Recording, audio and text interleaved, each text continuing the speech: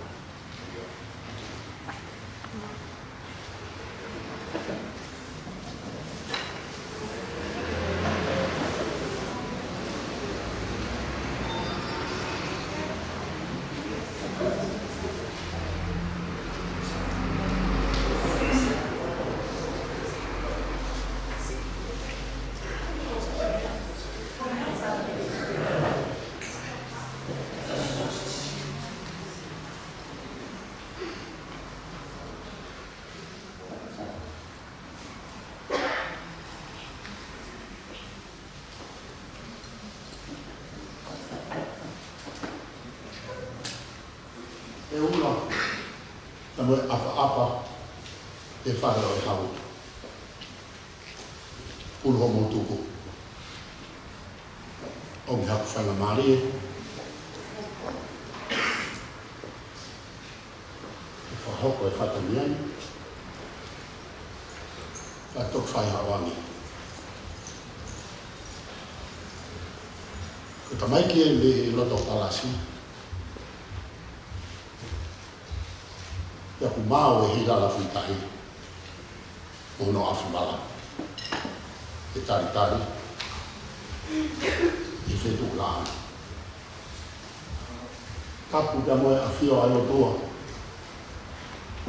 O daua tua tonga. Kapu ke e mata a darua. Ai o kauhala. Kauhala lalo, o mo kauhala uta. O da hei o Sālote Mafileo. Pilolevu Tuita. Kapu ke ngai haka kotoa o whakatapua. I pangai na moa tere. Kau puaki a te muna. Kau aho whakakoloani. E whaamana ala pe ko si. A tau hoko atu. Koe polo kalama ula, koe polo kalama whakalau maari e te ia. Mole ta hene kuka. Ko hewa atu e mau mawhana. E a ngata he o whaiki tuko. A whakakato atu.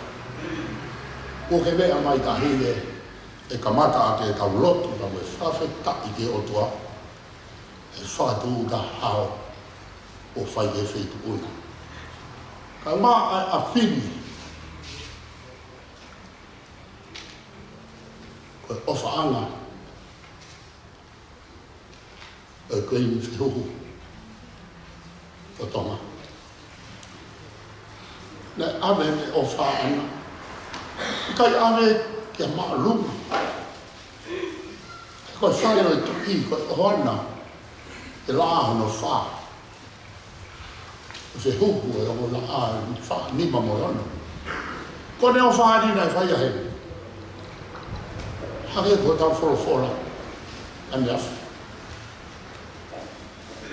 O ana e aho mo ua ki hata. Ngata pe ho ofa. Aho ni a ura. Ke omne tahine ki heni. E whakakaka koe tau whiawhia. E si whina mahatu a Polisi Fefine. Na nau tā e uwafi. O nau ngahi te hina e nau heni kātoa. E tari e whaitu unu. Hiri ai lotu, e whaia e whaiwhikau, toke tā me ana puloka. Hiri ai lotu e hokadlewa, a lea whawhiru a kia. Osko ako e hiwa ai Alonga, o ko tawange ki alo kini. Talu whanong he tāpani kāre. Ko tau toku whanong he tāpani kāre. E nau hiwa, e whuaki ai mea ofa. Naka hiri ko ia e whuaki rewa ai mea ofa. Si tau pai o dia. E whitu una tahine. E whamanatu. E taine kuin whihuho Tonga. A me pakai si ofa. Me ofa me o uri mo i kare. Te haku atu tahine. Ai whuaki ko ni. O skoe ka hautai tā mea ka Polisi. E te toki whahoha a dūra. Te toha kau koloa. O skoe e to hiwa a Alonga. Manau whaima. O taha e ngahi whaima. O ngahi whaima. Ua me whoke mai moa e tahi ne ea me kawala huta. E ua e whi wai haka. Ko e whakapatu whaka. Tataka mo Tonga. Ko tataka mo Tonga meu nau ilo. A foi vai haka ko ia. E o mia e fai wa ko nia. E ia leva mo fa mi ite. Ta hele whanongo me o kai wa me toa ko pouvalu. Na nau fa mi ite i mahina whekite. Ka kau masi Koula. Ta mohono mo ko puna. E fai ha fa mi ite. E fa nau ko ni mo apini. Lewa he malanga ula, ka tau hoko atu. Alo.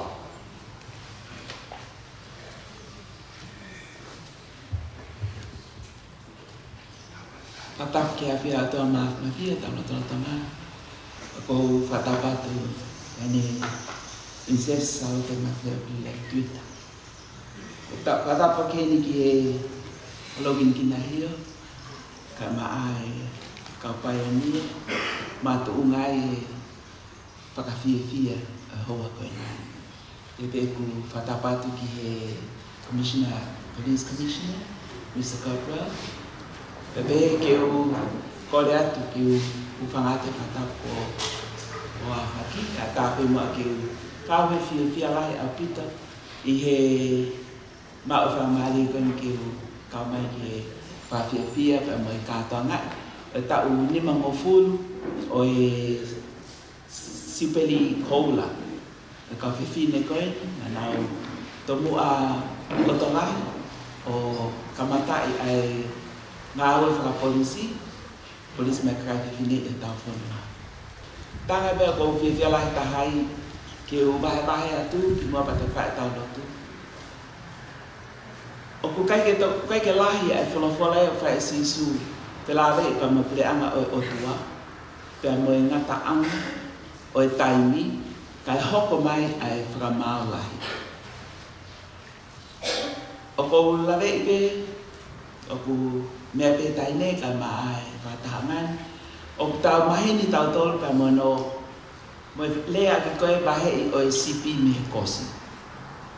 Ko whetala whatata ko ia, ko ni a fa sisu pe ko ni ta ko ya ko va he ko sipi pe me ko si o hinga ke kakai ko sipi ka kakai na fa ngai hani I lolotonga na mo ui o na o fai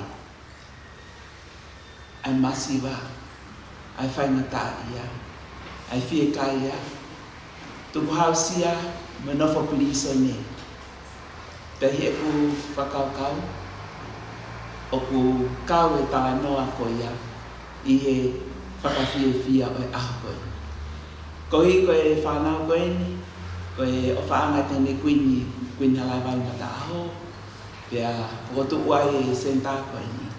Ko tui o ku maunga maali e kau ngā whanonga. Ui ki motoro e sisu kono ngai tokoa. Pea koe wahei koe o sipi, pea me kosi. Ko sipi e, nei awenge to matau pa perewa sisu. Mo uhu motoro, ki e whiawhia anga, o preanga o tua. O motoro koe whanga kosi, te moa motoria ki e auha taimata. I e awhi, koe ui, na e kai ke mo whawhanga. Nai kai ke mo whakainu, nai kai ke mo whakawala, nai kai ke mo tokai. A ke nao tōru ko tō peko ni ko whangatokoa I kia o. I ene pēre wā ko tui ko e whakakau koe ni o e si nao tōru whangatā ia I e sentā ko e ni e he kau pai ni a kau hine polisi. Ko tā whakau ka maalunga pa ko tui o ku whamawhana e ka te tātou katoa. Tēne princess e whakatoka ngai. O psisi pe hano kātou ngai. Ha tau ni mamofuru ki kawa.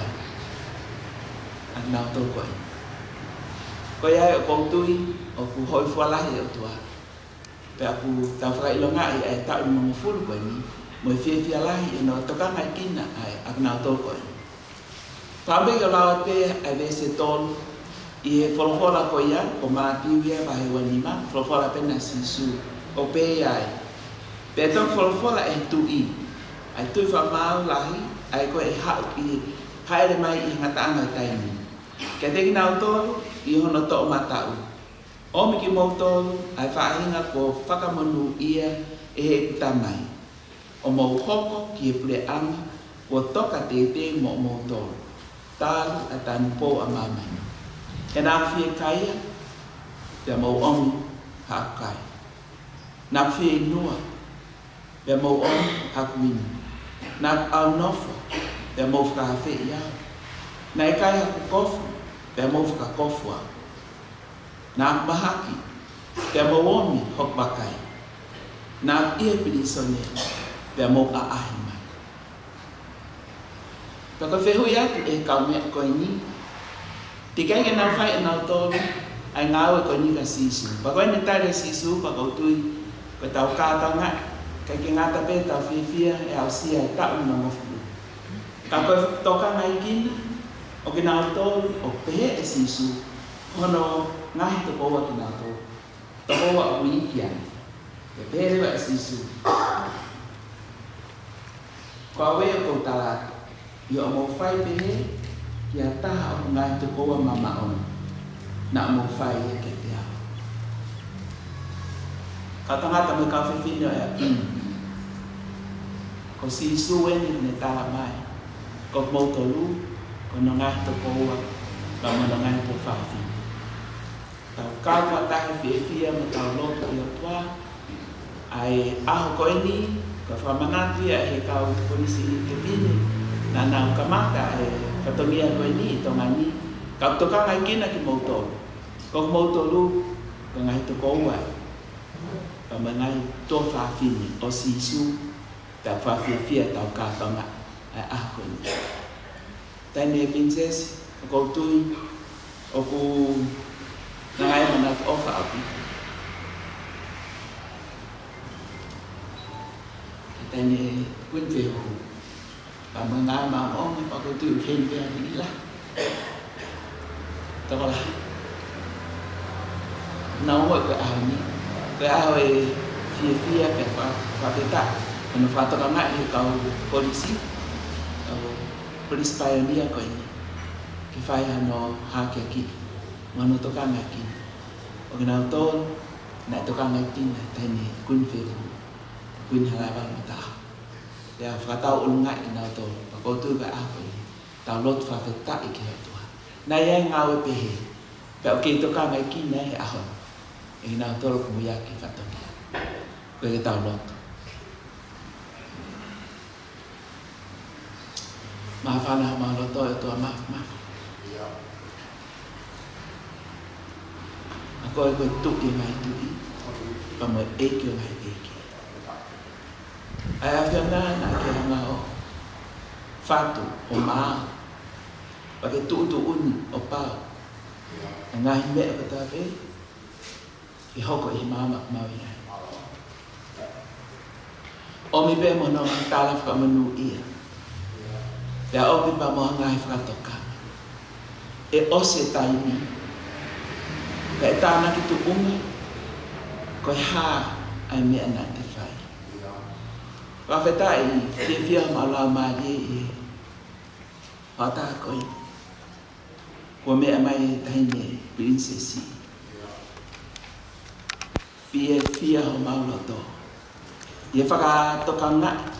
E he kau police pioneer. Fefine o whanua. Tā koa koe kau tamau eki, kai maa kau nami. Ae o ku nā whakaamu ke whakawhiawhia ki nau tolu. Koe konga ia o e nau tukoloria pa me whawhetai ki hoa whio. Kohi koe lama ai tā o e nima ngofulu. O e whakotu o ngā mahu inga koe. Pa kua muiaki ia ki nau tolu.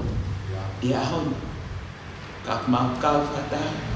Ke mau whakalangangi i ho a whio. Ke mau tuku koloria, ke mau whakawheta i lahi atu.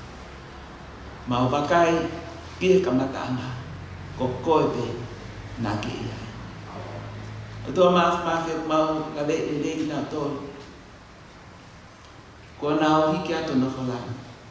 Na anau kā, i nāo koe. Pea mau whakawheta ia. Mo ai mau whiawhia, koe uri, koe ofa, ma toka ngai kina, pa mo e whuaki, pa mo e whakawhiawhia, o mau amanaki ke mau inas kotoa ke ai. Koe toka ngai kina ki nao tōru na ke whola mai. Ngahi pule ana te waiua maari e pe. Kia ki nao tōru na e ofa, mo toka ngai kina e whaingata ia, mo whuaki ke te nao tōru masiva. Mo tokoni ka ting nao tolo mahaki. Pea pehe ka ting nao tolo nofo popula. Kung nao tolo e to matau. Ak nao tolo na nao whai. Osi ki ate lenga. Aho no tau hia mo no tokanga i kina. Ak nao tolo koe. I he wakai ai toko lahi. Pehe koe iki ki nao tolo. Ai whakawhetai. Ko koe pa mo ho whola. O ko ke whakahaa mai. Ko hoku ngahi te hinai. Ko ku tō whaafine. Pa ko hiko mō ofa ki ai. Te mō hūku mō tō. Ke pule anga o hewa. A whātoka ia. Māri e.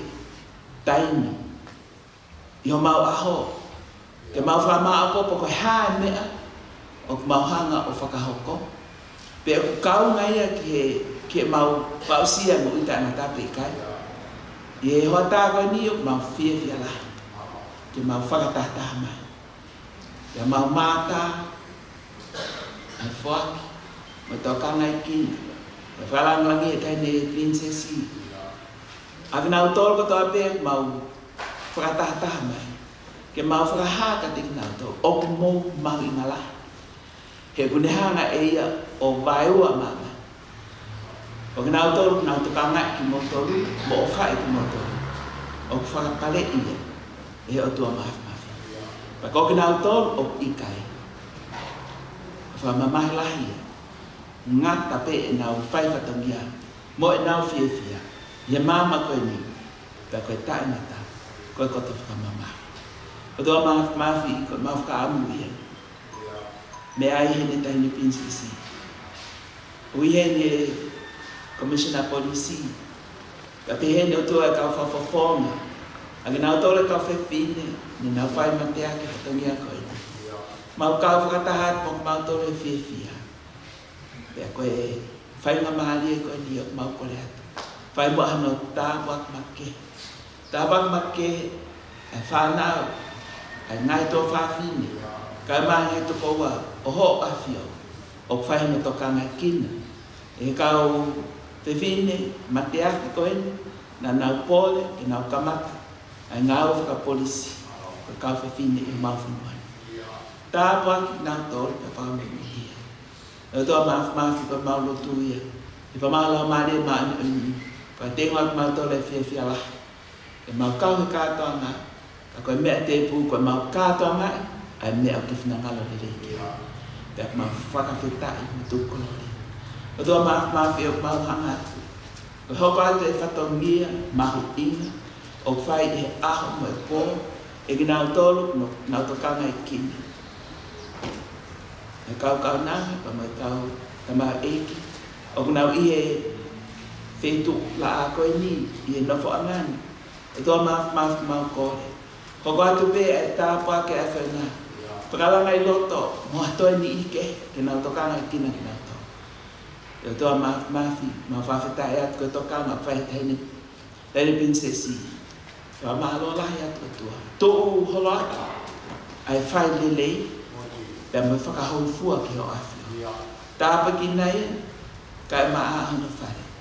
Agi nau tōru kotoa pea, nau muiaki, patangia mahu ngani. E o tua maafi, tāpa ka whamanu. O pehe o tua e mau lotu, me mau whakawhetai, e mau koleru, e mau hū. Whai kotoa pea, i huafa, o sisu kaisi, koho mau eki, mo mau whamanu. Amen.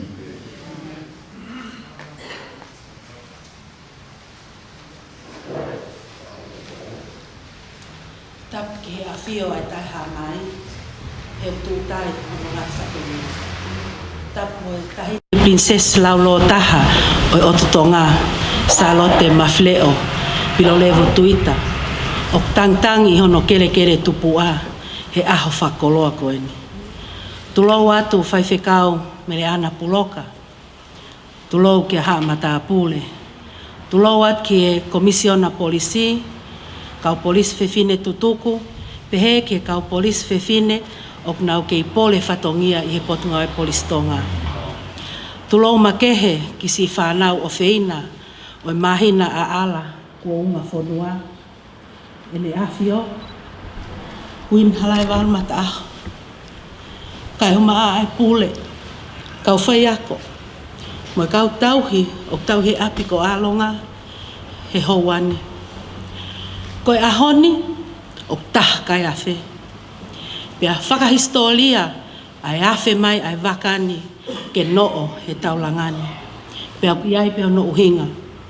Taine prinsesi, e whakatulou atu pehe, na kua uhala loto api ko a, ai whatongia koeni. Koe ahoni, ko ngau e ai vai ko puna mei he, mo vai ko tufmahi nā mei he. He kua noo ai waka o e kaupaionia, he taulanga o e Alonga. O kua whakafofonga i atu, ai Palestini o e kau polisi Fefine tutuku, pai a Kālavi, ai au toi iloa aki ai Judy Williams, mo e kaupaionia. Whale i whakalao, haini Tonga, pehe kia eleni mone, mo kau polisi tutuku kotoa, e otu tongani, mo muli foki. Ai tali lelei ai feitu una, tahine prinsesi Sālote Mafileo Pilolevu Tuita, hono toe whakaongo siai ai feitu una, koe uhia, koe ki maalali o ahoni. Nai whai ai whakamohe mei ulu ke Katoanga ai Siupeli Koula, i ta uni, ka kua whai tūtuuni ai mafi, pia ko haia tene toile e ia. Hoko mai ai COVID-19, ke ne vai tu ua e mau amanaki. Whatawange, e whakahoi fua ke wheitu una ai ahoni mo hono tau mua. Kau lepa heke me he whakololo oi hau, me whakatou ato, koe lomi peau ne hamakakato. Ko e afo Koula I hono loto, ko whakaloto langi ki haa mohe ofu. Leva e whakahohaa, mo tua o whātu.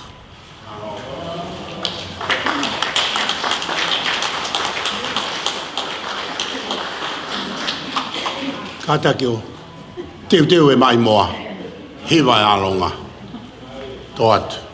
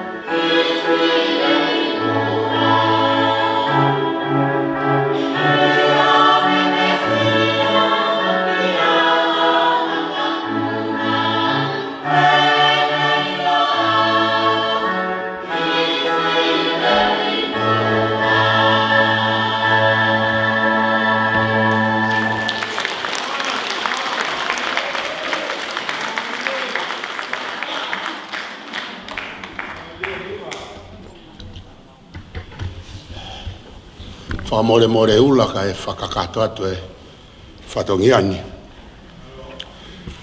Ko e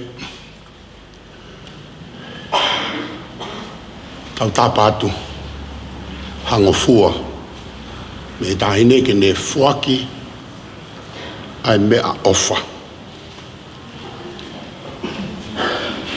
Ko mea ofa ko nio ko whafafonga atu ula. Alo kini ahio e whatongiani. Aka tuku peke he kato e poho mui. Whafafonga atu ki whin motoa. E whai takai whalai. He reine tui halamaka. O ku takamuri e I ka re apaya kalami. Ilai sane inu ki hangana. Au maa aane manako I ka fo'ou ki na hoi.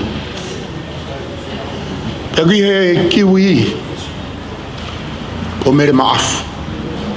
Whapiola tau moha pai. Si mai mahala pua. O lou kini peu ne whae ngai whatongia heni. O nau whoaki mai. Ko hi momo pe e ula. Ko paanga taha mando.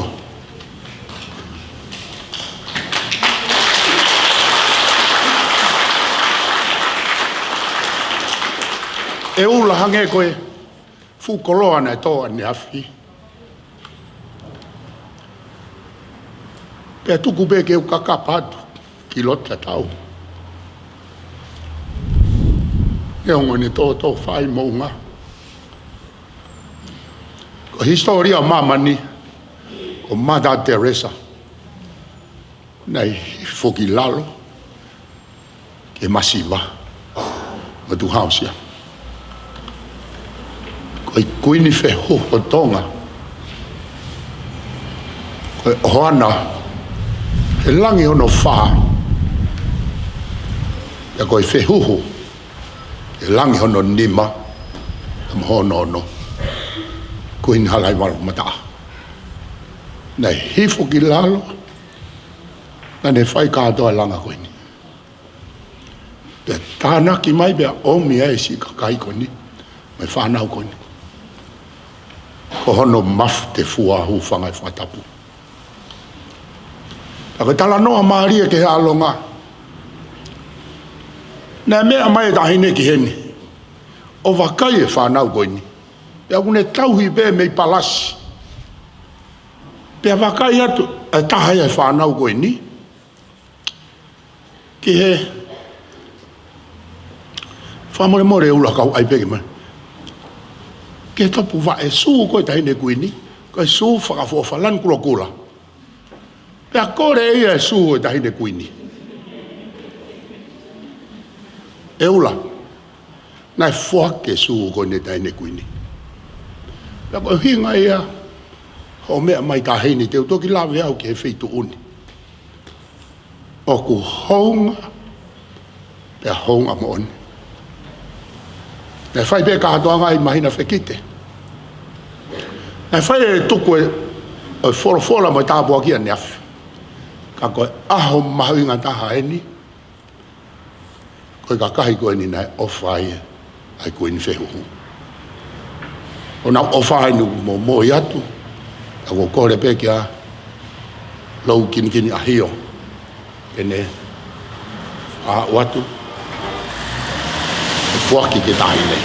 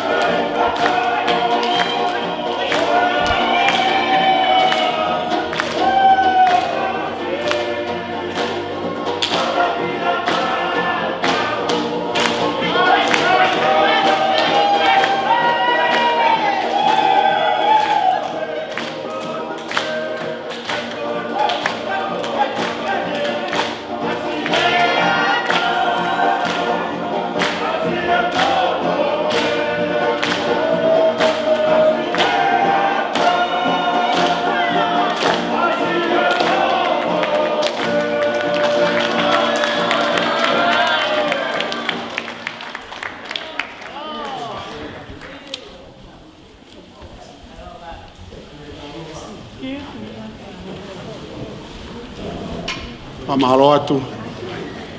Logan kini hono lo atu e whatongia. E tahine koe whamanatia koe ni wehungu. Ia kore ake tā mea kau polisi ke ai maha tau ki whakamele vela. Koe osi koe e tā mea hula ko.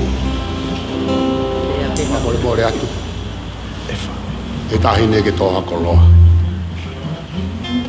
Mai tu Mafile matu ani au mai matanga. Palo.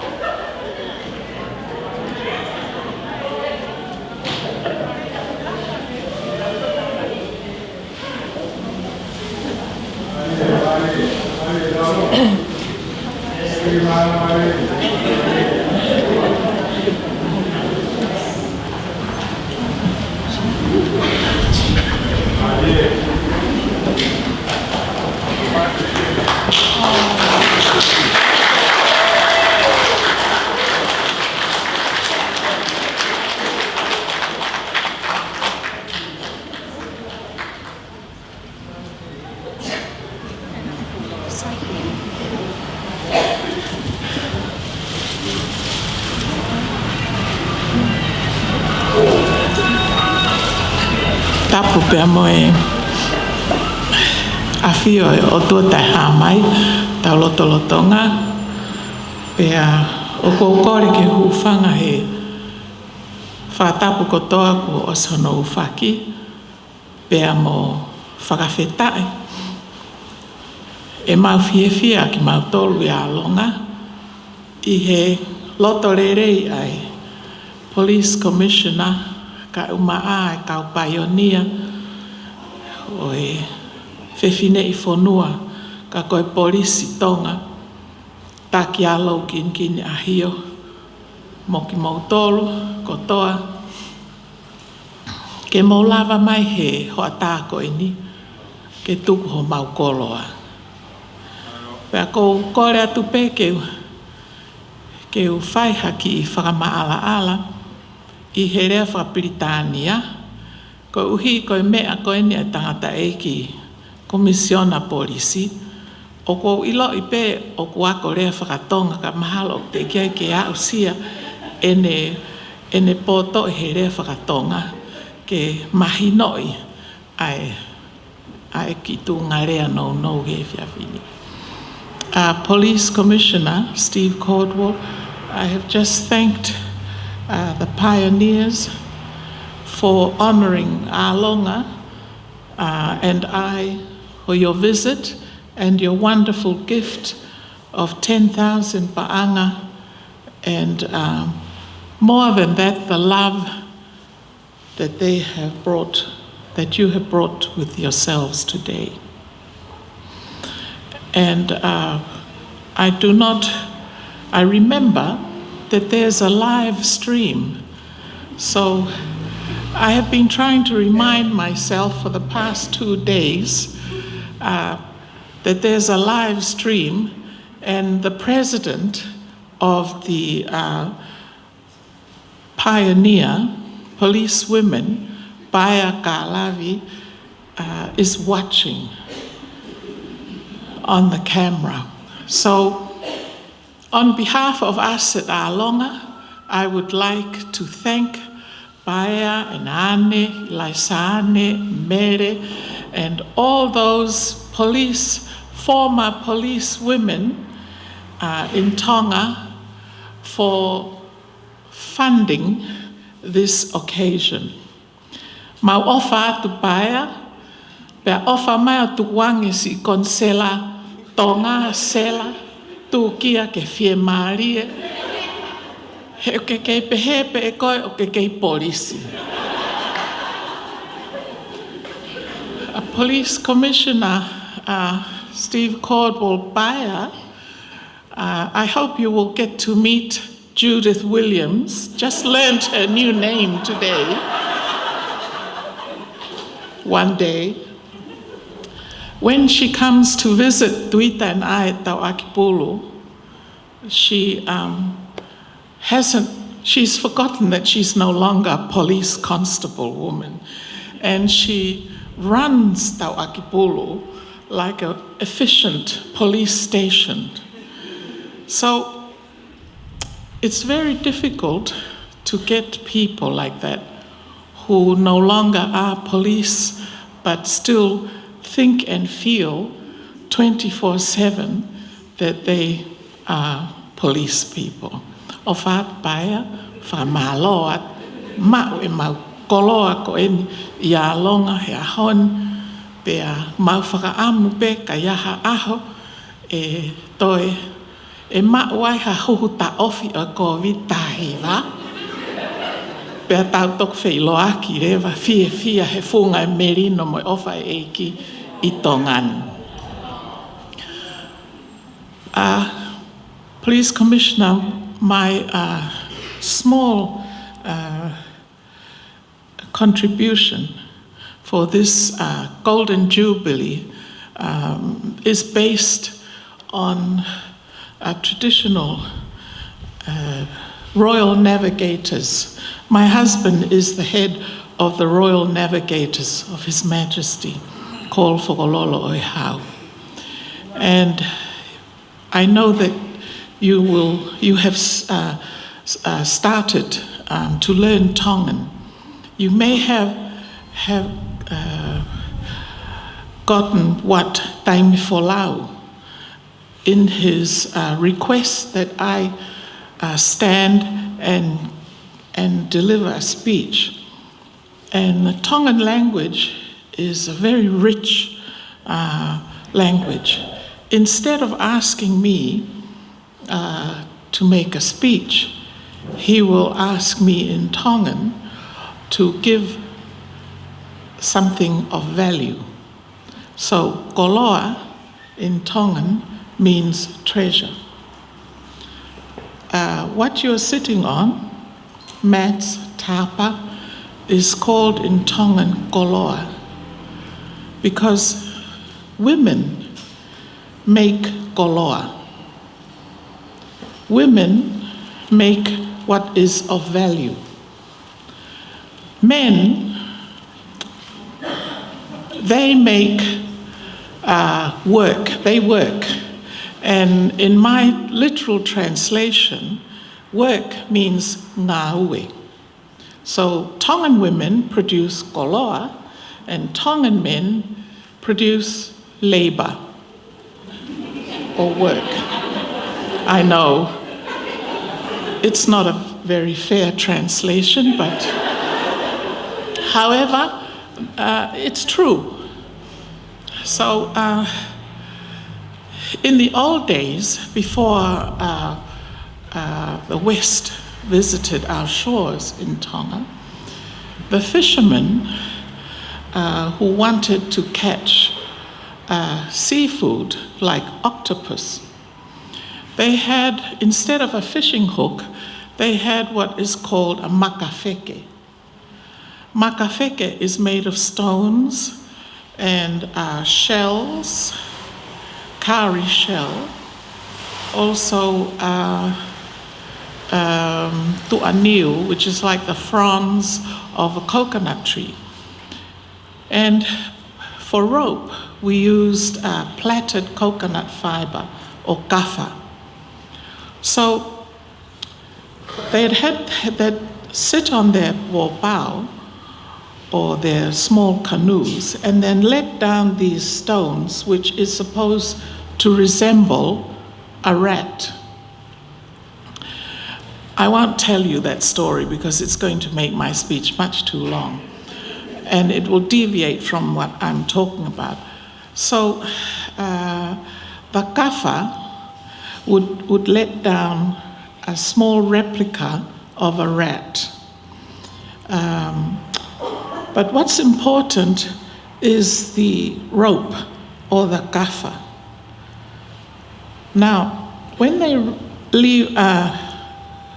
let the stone go down, which is the anchor, the kafa actually is the most important part of this makafeke to the fishermen, because it will, the fisherman, by touching, holding on to this kafa, we will feel where the tide goes.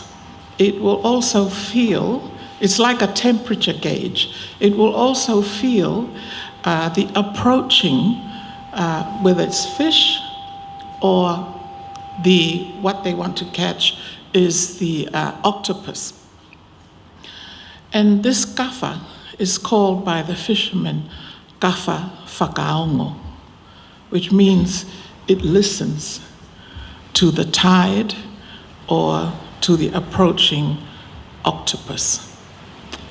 About 30 years ago, when my uncle, Akauola, was Minister of Police, he asked me to make a speech at a police graduation. And I told of the exact same story about the kafa whakaongo.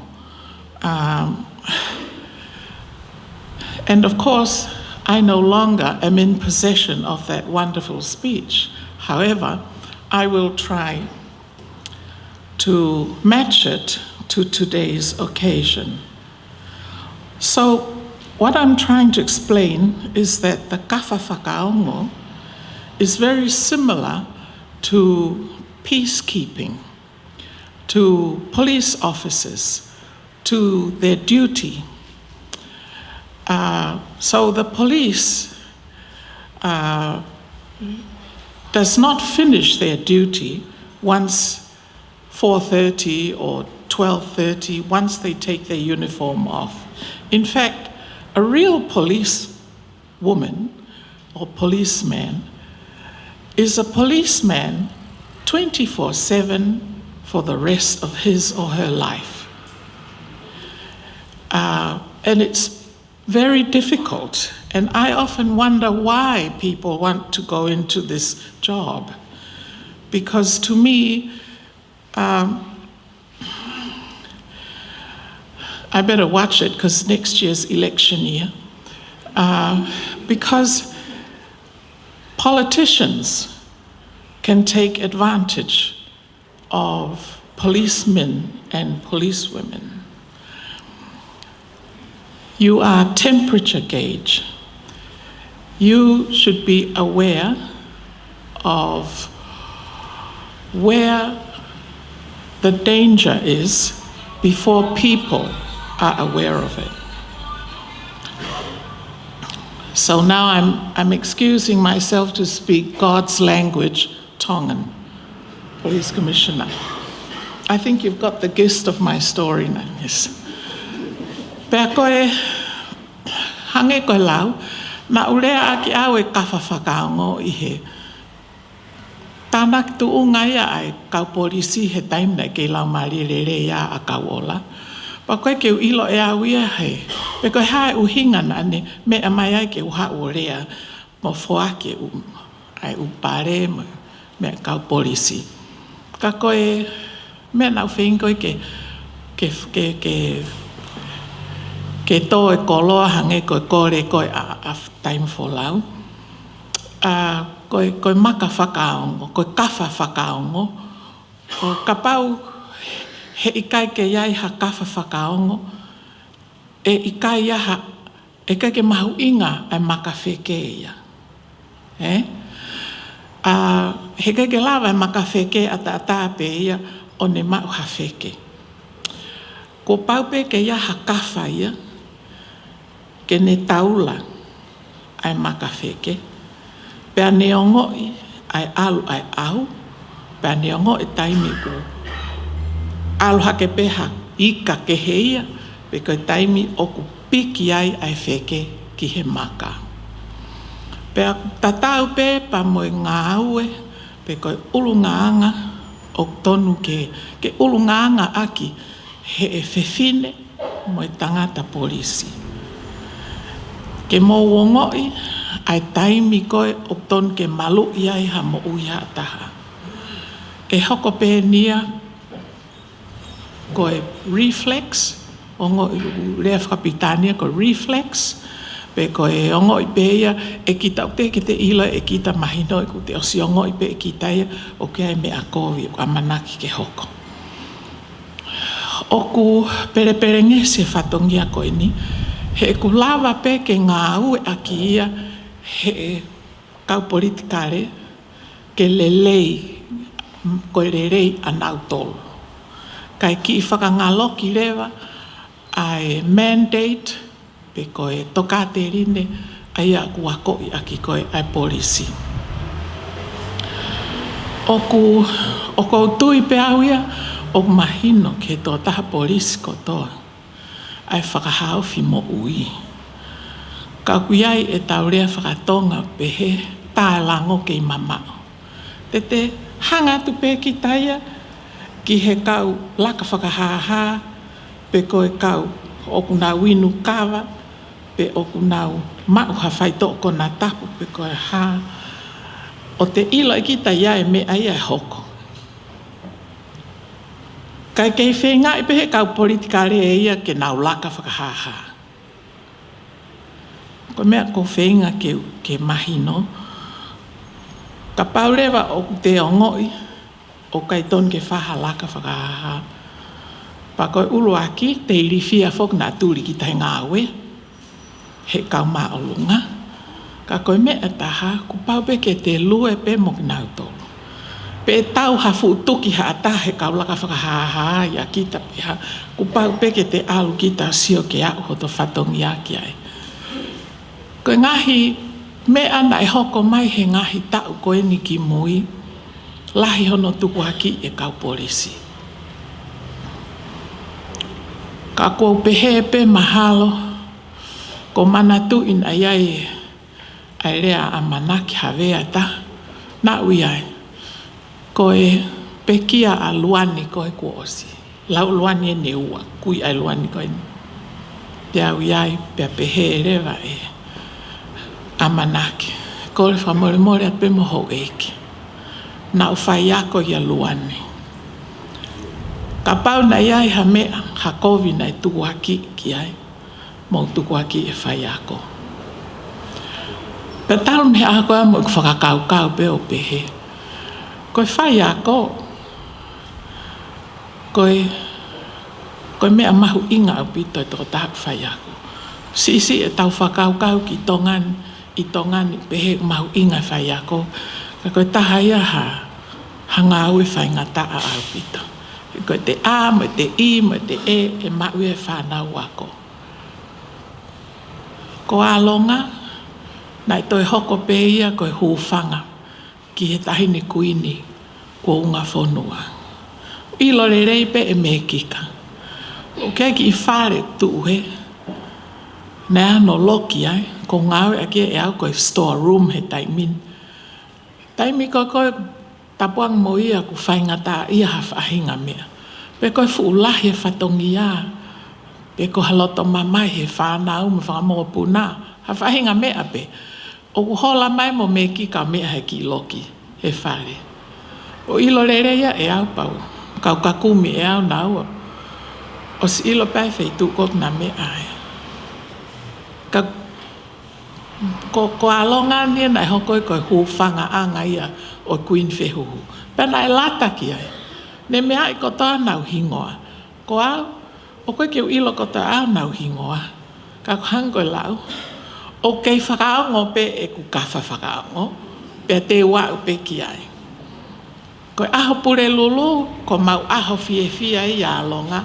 Koe aho ia whaia e mau sipoti pe mo e mau. Hawhai mau mea whai, pa koe aho ia ko sa ia ke uha ta utu pe o siofi pe nau tolu. Pe ako os mahino ki a te au, ai tāpu aki koe na mea mai ake Queen Whehuhu. Ne wha mea mai pe Pilolevu ke la Alonga, ko tāpu aki a oku. Pe ka pau te au ki Alonga e mahino pe ki a te koe. He i kai kia ha mea e totongi, ka au mo ui a pe Alonga e ofai Tonga. Kai ke whie mau e mata aho e ki a ha mea ke whakahela ia ke kakai.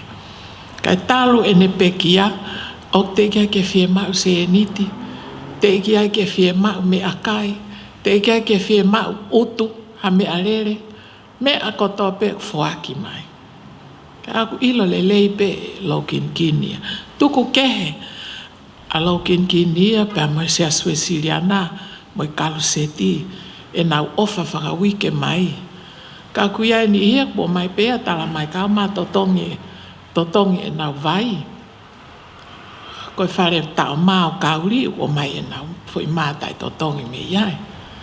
Koe usias kehe, koe la taki, koe māmonga, siasi tonga. Moi kakai kehe pe, o nau whetu taki mai nau tolu. Fio mai nau tolu ia o whai e nau ki i whakaafe. Pe koe whakamanatu ha nau ki i aho. O nau maa whai aho hen. Pea moi whanau ai pe whoki. Aia ko tui au ia ko Alonga ia ko le whapitane, it's a living miracle. Pa koe uhinga pe ia, koe o whai, he tahine kuini whehuhu, pa moe whakatolonga atu, he koe tau pepe Alonga, au hake rewa manatu ia, fia moe ofa. Pa koe mea ko whakaamki ai, koe ne pepe, Fefine polisi pe koe tangata polisi Tonga, au hake te fia me te mawhana, ka pepe polisi lere ki ta hu he ko pate ko. Ofi taha mai. Ko tau mea whakatonga, whakamana wahe ake tau whanau, ai polisi mo e sotia. Pa koe taimini ihi ko pehe tau ki whakakata ware he taimini.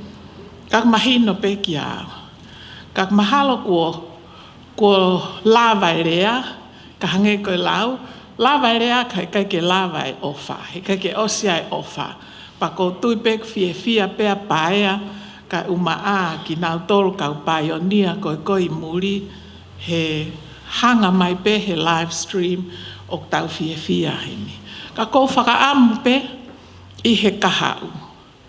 Ko whaamu pe he kahau, te tau toe i heni kotoa pe, ki he tau ni mangofulu manima.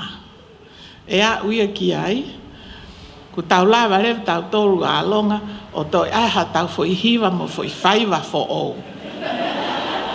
Ka kou wha malo at au pito, malo a pito ho mou ahia mai, ho mau apia Alonga malo mo ngahi, mea ofa paanga, mea ofa whakafo, ofa koe ni uktuku, ko mou whoke atu pe, ko a pong pe ko e ko toi kekeia koe mo biskete. Hek whanau a malo a pito o whatu.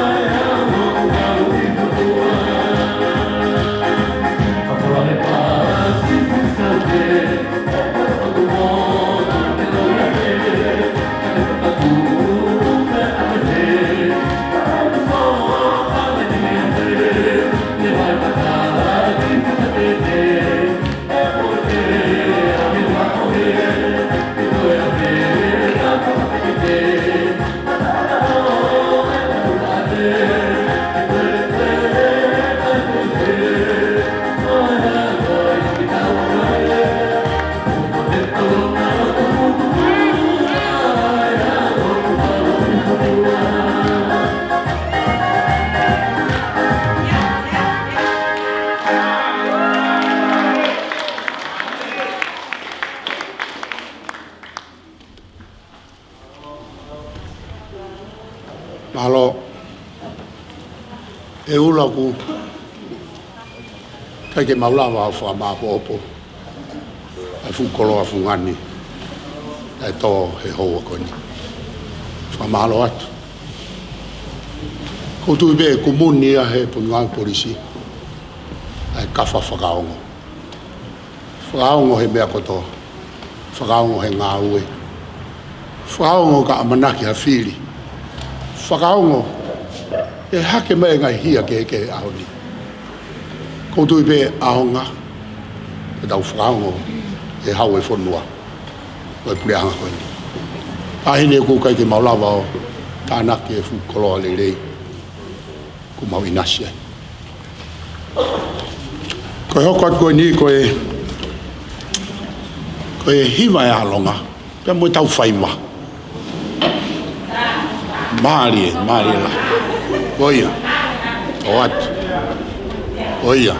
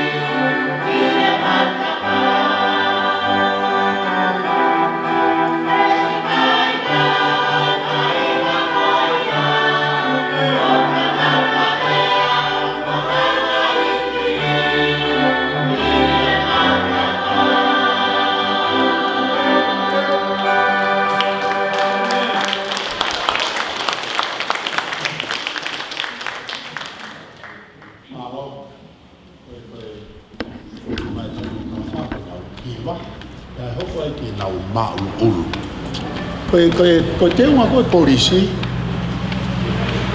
o ku mua koe pau ki ai notebook pau te hike te mea kātoa ai pau ku whao ai pe mo te ki i tola e taha i se te ni manoa ko te unga mahu inga e polisi nā te whe mau tokoni ha to i ki tola e taha o whakapare e kau whaima koe ni o ku kau pēi, o kou kore at pēa ula, ke lepa pēhe apa, ka koe ongo mau, mo kau mo he whakapare, mā loa pito.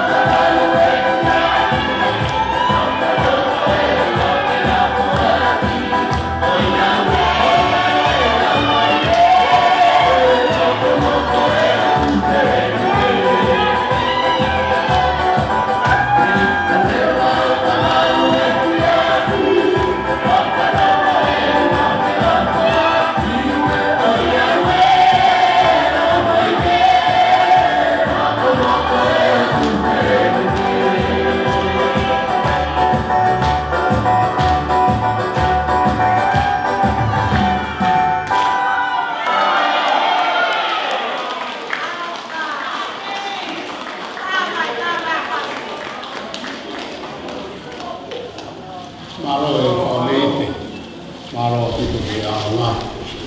O whalangangi e Fefine. E ula kau maa maa. Ko e o mau. Mau mo mau. Ko e o koe e ki ai whameite ku nau wau mai pe mi atata. Ko e whanau pe a ahio. Nau mai pe ke kau. Nē aneafi ko tamai ki me toa ko pou walu. Ta goe ni ko osunu hoko atu ai whameite me mokopuna si Koula. Me atata. Osgoe pe a kore ate kau polisi ai mahatau tā mea. A toki hoko atu ki he ko e whameite whakaosi o teu ula ba mo mau. Ko e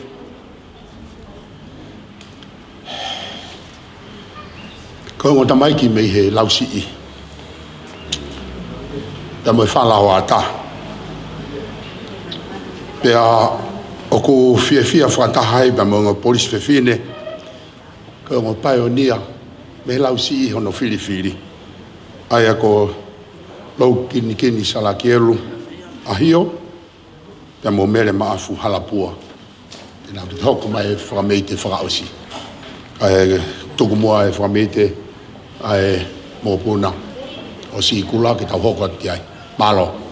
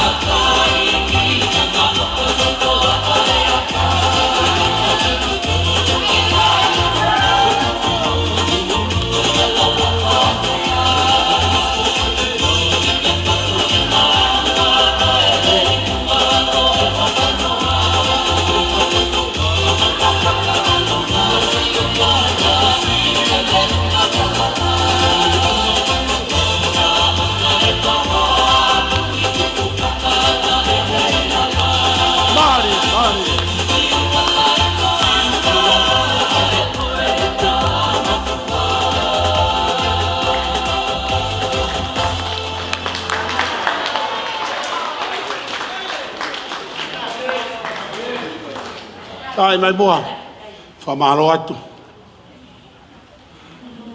O gue pe foke tau whasi ula. Whemau ke clean the floor. Tau gue pe hona aona me kiai. Tai mai whasi. Koe.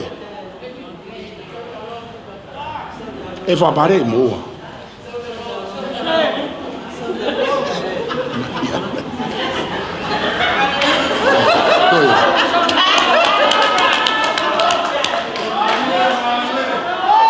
Fast. Vem. Tá mais fácil. Olha. Vale, tu que vale.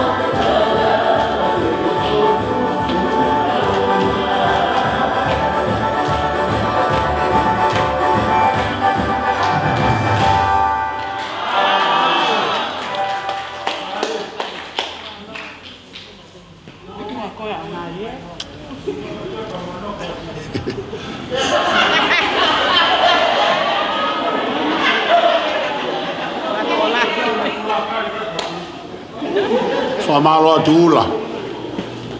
Ia kapau e pēke na nofo a polisi heni. Te unga ki naua heni. Ko ta uofi ki he tumu e Katoanga fia o ia honi. Ia koe, kore at mua koe. Whamei tēni me he tōko pouwalu. Ia moe whalao ata. Ia moe ongo polisi Fefine pioneer. Me lausi he tahiwa fitnoa. O lau kin sakielo ahio. E mo mere nusila maafu. Halapua. Ai. Malo. Oia. Mau. E tau langi ho mo au mai ki heni. Oia.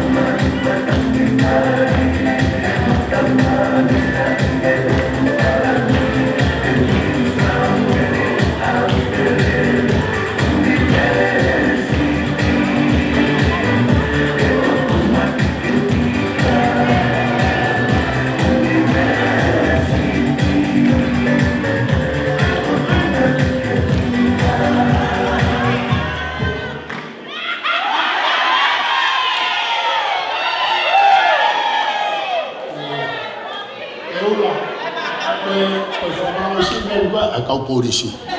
Na ane nai ko shoulder roll. Pa ko pia o tau mau be, mau al. Koi ni, koi anga ni koi te tō ha mea lere, pau ke te tō pa tokono to ni mahano tae, e to mama fa. Pa koi nai whakaari ari atu he tawongo polisi koi ni.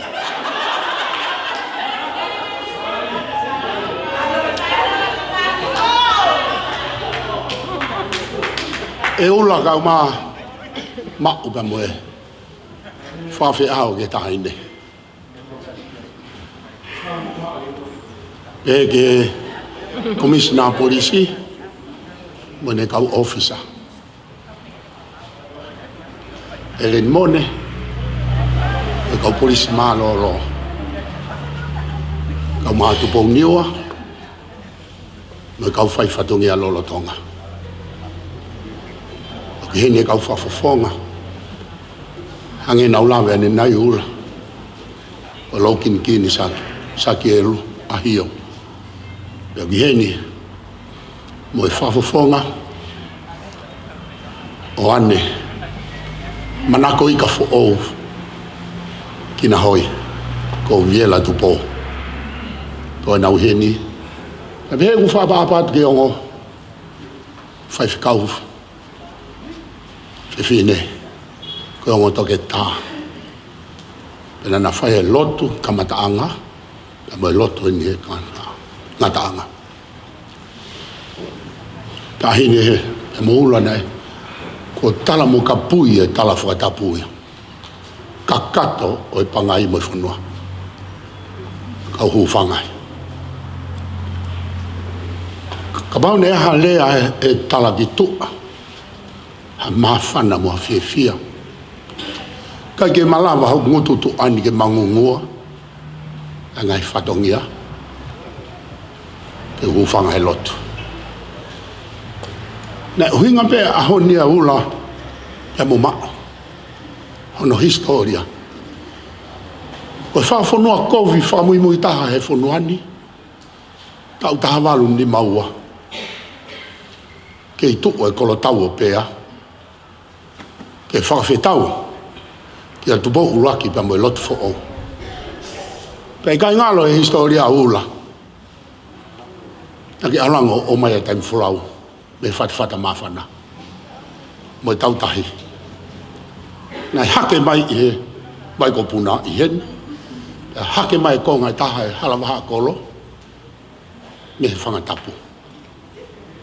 E kuna iai. Ai kolo tau o pea. E na nau tukulolo ai. O tari e lotu whakaristiane. E mawhana e hoa koeni. Mono historia. Nau lawe ke tahine kuini whehuhu. Mone tōtō whai mo unga. Mona mai moa eni. Wela ahanu wha. Koe whamalo o lahi atu. Pena uhinga pe ia ula. Ai wha ose Katoanga. Wha ose mai ke apini. Nai vete hene ho tau popula.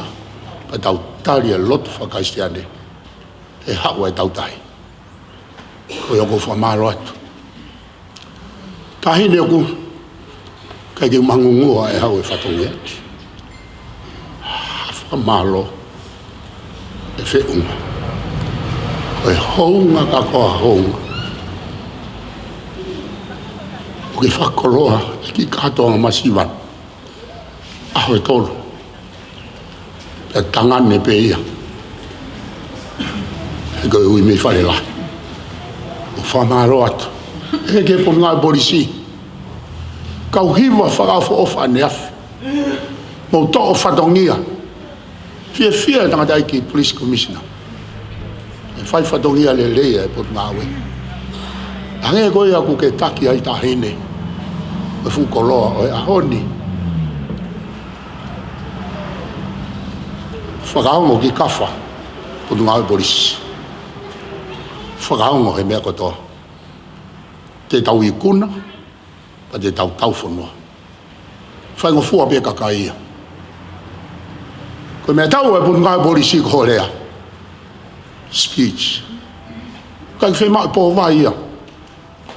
Ka ke whema o ha mea tau, ha mea whana. Ko ho o lea koe ki he kakai. O si ai pe. Ho lea le lei, lea moko moko. Anga whakatō ki lalo pa ke whapapa. E toi whoki pe ulunganga e kakai ia. O ku kohu whuka paea, mei Amerika. Mos ilai sāne inu ki haangana. Mo ane ki nahoi, nau kohu whuke. Taimi goe ko nau takiange ko nā. He tua kia. Nau pehe nau tū koe mālohi koe nau mea. Koe whakaapa ea ka kai Tonga. Nai pehe pe ala lue pe e kau kona e hala. Kai kohua paea me nau pioni. No teu. O ulu ngā hapun ngai polisi. Te tau I kun. Pa ke topu wa e taha pe moe otua. He whai e whatongia. Koi ai whamalo atu. Ke oku reu maa whana. Ia lau kini a hio. Whamalo atu e ngawe lahi. Ko whafofonga pe whoke a hereine. He moe whanau. Whana mai ki nau tōru. Tokanga e ahi na hau hataha ke e ahi. E kulala. E ula kou lotu pe au. Nā tō mi langi. E ai fia. Tā hine whamore atu. E mā whana ware ai whololo. O kou hahawea si iau. Mō ngata ta tupu. A kou alu pia weke he whololo. E mā alo ai pa moula. Tawange e lau maari o tua mo I tala monu atu. Kau maa si whanau e tahine kuini. Mau ofa atu e te mou tolu. Pea mo lotu. Kawange e tāpua ke o tua tahine o whare. Pea mo e whololo e hau. E kei tāpua ki malangi. Ui koe ki whonuari. Lewa he malang. Kau te tau atu.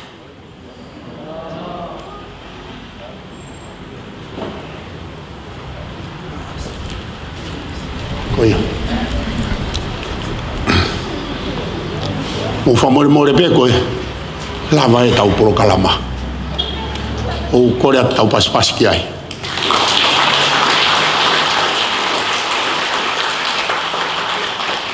E mea hatu e tahine.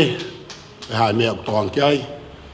Mo whamore tau whaapa mea haki o lunga. Kai mea hatu e tahine. Ki mahina whekite. Malo o bito.